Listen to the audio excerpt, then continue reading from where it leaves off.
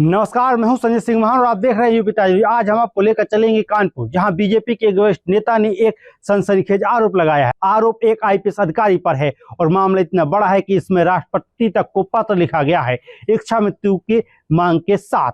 कानपुर में बीजेपी के प्रदेश संयोजक रवि सतीजा और मोर्चा की महिला सदस्य प्रज्ञा त्रिवेदी ने खुलकर आरोप लगाए हैं कि आईपीएस अमिताभ यश, जो यूपीएसटीएफ के चीफ हैं, वो अपराधी अखिलेश दुबे को बचा रहे हैं। अब सवाल उठता है कि आखिर ऐसा क्या है कि 2 महीने से जांच रुकी है और बीजेपी के अपने नेता ही सिस्टम से न्याय की उम्मीद छोड़ चुके हैं। कहानी की शुरुआत होती है कानपुर के उस विवाद से जिसमें अखिलेश दुबे नाम के व्यक्ति पर 52 गंभीर मामले दर्ज थे। कहानी शुरू होती है कानपुर के उस विवाद से जिसमें अखिलेश दुबे नाम के व्यक्ति पर 52 गंभीर आरोप दर्ज हैं। आरोप है कि उसने लोगों को झूठे मामलों में फंसाया, पैसे वसूले और कई लोगों की जिंदगी बर्बाद कर दी। इन मामलों की जांच एसआईटी कर रही है, लेकिन अब तक किसी भी केस में एफआईआर दर्ज नहीं हुई है। भाजपा नेता रवि सतीजा कहते हैं, अखिलेश दुबे ने फर्जी रेप केस में फंसाकर मुझसे लाखों रुपए वसूले।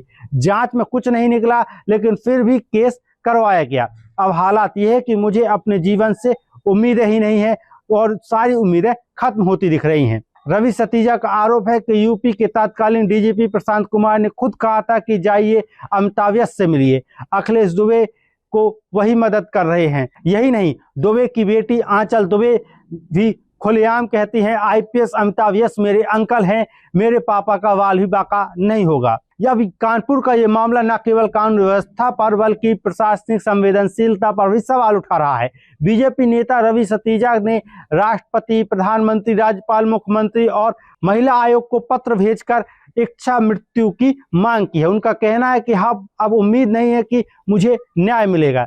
सतीजा के साथ मोर्चा की सदस्य प्रज्ञा त्रिवेदी ने भी कहा, अगर अखिलेश दुबे जैसे अपराधियों को सजा नहीं मिलती तो हमें इच्छा मृत्यु दे दी जाए। उनका कहना है कि महिला सशक्तिकरण केवल नाटक है जब तक अपराधियों को सजा नहीं मिलती।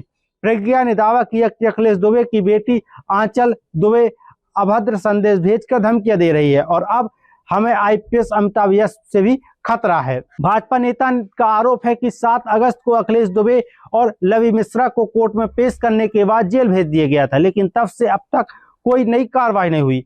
लगभग 2 महीने बीत चुके हैं और जांच वहीं की वहीं अटकी है। मोर्चा का आरोप है कि पुलिस जानबूझकर मामले को लंबा खींच रही है। अधिकारी कहते हैं कि पहले जांच होगी फिर एफआईआर, जबकि कानून कहता है पहले एफआईआर होगी फिर जांच शुरू होगी। अब सवाल ये उठता है, अगर कानून की किताब में साफ लिखा है तो फिर कानपुर में कानून को रोक कौन रहा है? आईपीएस अमिताभ यश, जिन्हें यूपी का कड़ा और ईमानदार चेहरा कहा जाता है, उन्हीं पर अब ये सवाल उठ रहे हैं, क्या उन्होंने अपने पद का दुरुपयोग किया है? भाजपा नेता का कहना है कि मैंने अमिताभ यश से मुलाकात कर उन्हें दुबे का अपराध बताया, लेकिन उन्होंने कोई ठोस कदम नहीं उठाए। अब जनता पूछ रही है, क्या एसटीएफ प्रमुख का मौन किसी अपराधी के लिए ढाल बन गया है या फिर सच्चाई कहीं और है, कुछ और है जिसे दबाया जा रहा है? अब बात करते हैं कि कौन है रवि सतीजा। रवि सतीजा कोई आम व्यक्ति नहीं है। आरएसएस से करीब 50 साल से जुड़े हुए हैं।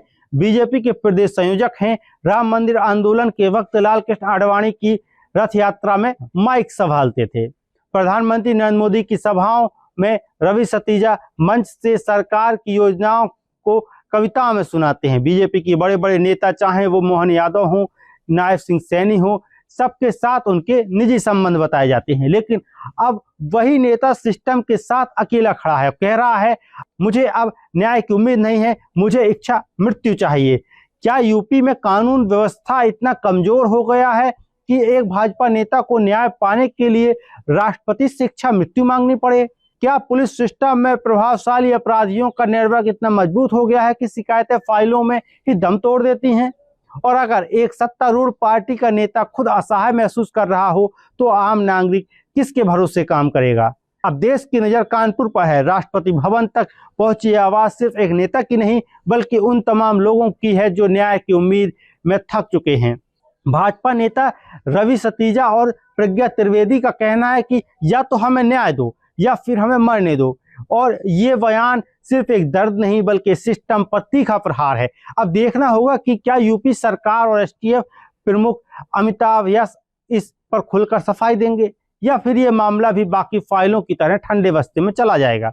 अगर आपको ये रिपोर्ट पसंद आई हो, वीडियो को लाइक करें, शेयर करें, लोगों तक ये खबर पहुंचाएं। मैं हूं संजय सिंह महावर, आप देख रहे थे यूपी ताज़ा न्यूज। फिलहाल के लिए इस वीडियो में इतना ही।